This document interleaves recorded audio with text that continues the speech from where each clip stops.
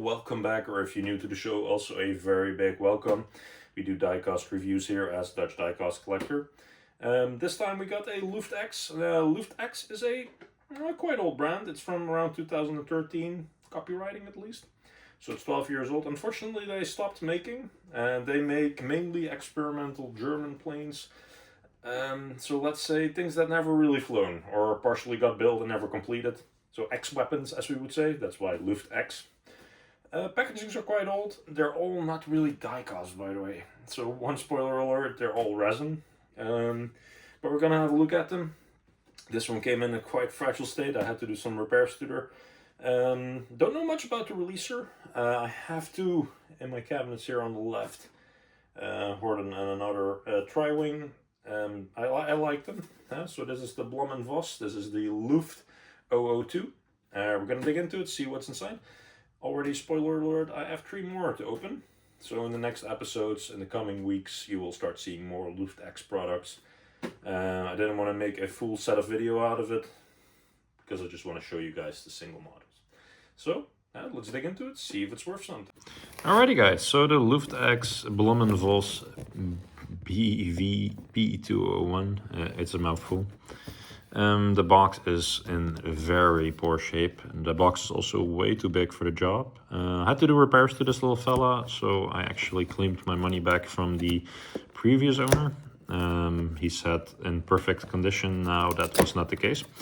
So my advice to everyone that buys used planes: be a proud collector. The seller also needs to be a proud collector in my eyes. If they're traders, I'm not going to be easy on you.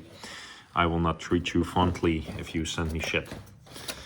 So, collector's card that came with it, just has basic information, not really a collector's card in this case. You know, you could put it with it, but I'm not a big fan of these cards. They're quite weak, as you can see. The box are the same. They're quite in poor condition.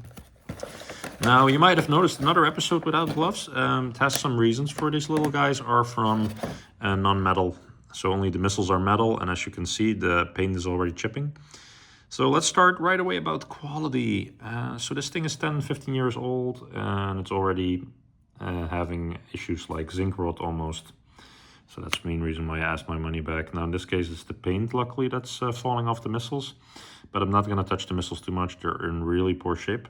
Großmaat Achtung, that's a bit strange. That should not be on there.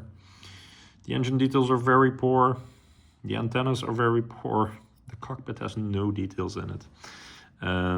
This will be my first plane that I was 100% disappointed with. Even the stand came in broken.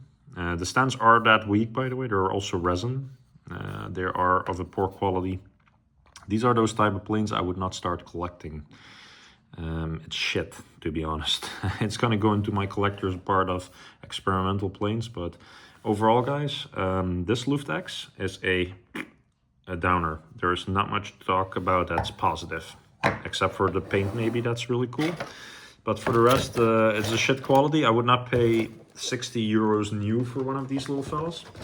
Now, I offered this guy 15 bucks per plane, because I already knew that the quality was poor on these things.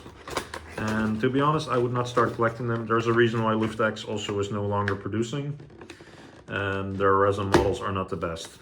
So if you really want something unique and cool, yeah, sure, it's unique and cool.